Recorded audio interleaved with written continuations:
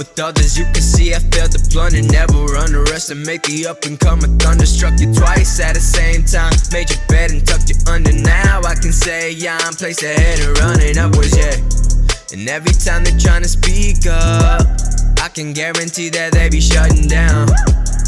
And whenever they show me love, I can't guarantee that I won't shut them down. Psych, yeah, I had support way back from the start. Used to see this as a sport. Yo, this is Friday. You're watching Illuminated by Obscure Diamond. I never heard a word, never spurred a curse. Open up. I lie awake at night trying to stay alive, all alone. Hear no evil, see no evil, speak no evil. The world's deceitful and I'm all alone. Young boss from LA, you should watch it who you laugh. It's a lot, man. Focus on music, personal life stuff, spend time with family. Just dropped my new album with Ben Blink this past summer called The Question Why. Just mostly that experimental sound, and then planning for tour for next year. And see, when I was a little kid, I wanted to be more of a rock star, so it was more like rock music. So Good Charlotte was like my favorite band ever, and they still kind of are. I was probably 11 when I heard 50 Cent. 50 Cent, Many Men, actually got me into rapping, and that was like the first beat I rapped over. I don't know what it was about 50 Cent. It was like that aggressive, like street vibe, and like he just didn't care. And like as a kid, when I discovered that, it brought a whole new like taste of music to me, and I just had to try it. My first rap album I ever bought was Recovery by Eminem. So like I was kind of like late on the rap game type of thing, but Everything you wanted, did you end up staying true? it really depends. I listen to a lot of like the like trap melodical sound. Like I like Lil Peep, I like Juice WRLD, Lil Uzi Vert's cool. But then I mean Eminem just dropped that new album. I don't care what anyone says, it's still sick. Like Eminem still got it. I've been listening to a lot of like punk, pop punk bands, Story So Far, Neck Deep. Still listen to like old metal bands like Slipknot and stuff like that. What if I got it all wrong? Praying to the I think I was about like 5, 6, or 7. My uncle passed, and we had like a tribute concert that we all went to as a family, and it was Breaking Benjamin. And Surreal, the MC, actually performed at that show, and I thought that was the coolest thing ever. Once when I met him, I was like, oh snap, like local legend type stuff. So lately everybody saying I should try to laugh more. Not Fest. I think it was 2012. They came. They're in Des Moines playing, and it was Lamb of God, System of a Down, Slipknot, and during the Slipknot portion of the concert, I just remember like everyone in this like big portion like fell down, and I was looking up at the sky. I was like, "This is it. I'm gonna die at a Slipknot show." Like, really, my first rap name was just awful, so I needed something else bad. What was it? So it was Sea-Dog. Sea-Dog was the name. But yeah, I was like 13 when I picked that name, and then I used to visit my grandma almost every single Friday, and I don't know, it's kind of like a tribute to my grandparents because they really like kind of like boosted me into the music world. Like they bought me a drum set, and they bought me my bass guitar, and they got me the whole setup. So really, it's like a tribute to my grandparents because of their support. I try to play instruments. I like bass guitar, I like drums, I like messing around with drums. I can't really play anything actually, but piano is also really cool. I like keyboard. I think it's good and bad. Like the whole mumble rap thing, the way it like took a turn where it was like actually like the mumble rap part where it's 21 and Kodak Black. I'm not really a fan of that side, but then with like the more melodic auto-tune side, like Yachty, Uzi Vert, I feel like that just paved a whole new way for like people like Juice WRLD and like Young Pinch, and I think Future had a lot to do with that too. He was kind of like the OG of the mumble rap. I don't know, it just reminds me of like the punk rock scene, just very like anti-establishment. Like the lyrics don't really mean as much as traditional hip-hop. It's kind of like a mirrored reflection of that with like punk rock. It's like hip-hop's punk rock in a way. Music, I think Good Charlotte plays a big part in it just because I've listened to them so consistently throughout my entire life. Linkin Park was like the first like rap I ever heard, really, like if you want to count that. I'm a bit of a UFC fan, so I like Conor McGregor. I like, even though he shit talks and everything, I think it's great what he says, like his motivational speeches and everything. Like, he's really about self-visualization and the law of attraction. And you don't really see that too much with like combat sports fighters because they think it's corny, but to me it's a real thing. Like, you gotta keep that positive energy, you gotta know where you're gonna go, and as long as you work for it, you can get there.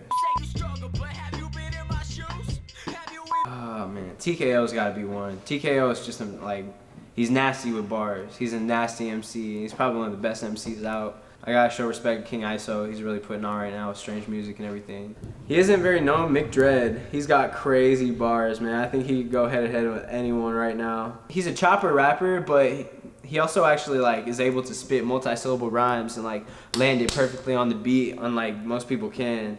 J. Crumb, of course. J. Crumb's mad ill, and he also has some like harmonizing going on. He can sing really well, and his vision on a track is just insane. I listened to his last EP, and just the way he put everything together and how it all flowed together, choruses, hooks, and bridges, how like the singing went in with the rapping, and just the way he can manipulate his voice to like make all these different sounds. That I'm a huge fan of using your voice as an instrument and using it as much as you can in different ways. So J. Crumb, definitely. Now I know I'm so crooked, I sit upon leading thrones. Chester Bennington, man. I wish I could get him on the track. RP. Kendrick Lamar, just because he's one of the best right now. There's no doubt about it in my mind that he's top 3 right now in this day and age, or maybe even ever. The Madden Brothers from Good Charlotte, of course. Like, just the people I grew up listening to, that'd be sick. Of course, Juice WRLD. I think me and his style would go very good, especially with like the Young Ugly music. Corey Taylor or someone with like that very unique voice that usually isn't in hip hop. I think that'd be super sick. Crucify me and burn me down, then drown me out in that holy water. No, I don't got. See, usually when I'm creating, it's always right here with my layout, my laptop, my room, my little vocal booth, my speakers, and it's all just right here. So it's really organic. It just happens. It just happens right away, and I just go with it. But with this album, I was working with Benjamin Blink, Sebastian Ghostbox. He's super talented, but he's kind of like me. He just stays in his room. He's naturally building all the time from in there, and we'd be talking about the project, and I'd see him scrolling. I'd see him scrolling through files.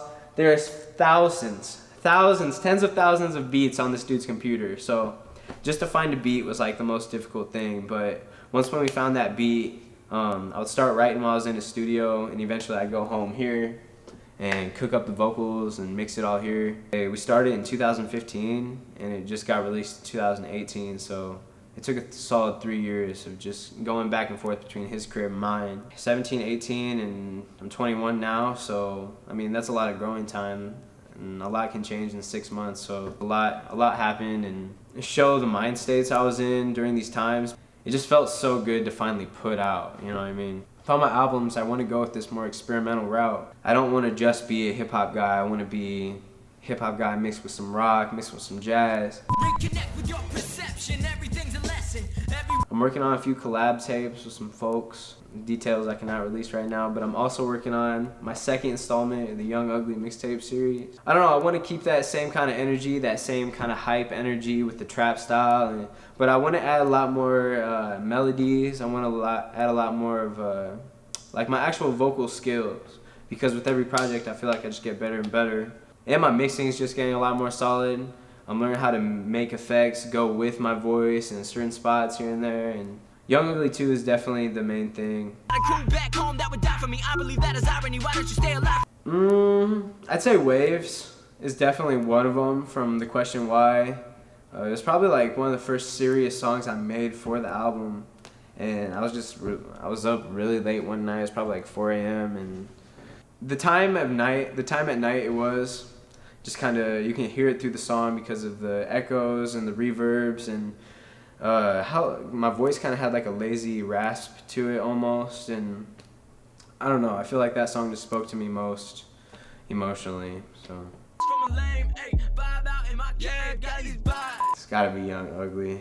I just feel so good, like, I love doing the trap sound. I don't know why, maybe it's just because the generation I'm in, but something about it, like the heavy bass, reminds me of like headbanging and everything like that, and you can utilize so many different flows and different melodies, and overall you can just make really catchy music with it, but at the same time you can really challenge yourself and flex your MC skills as well. Young Ugly's gotta be the one. I'm dying of my sin slow.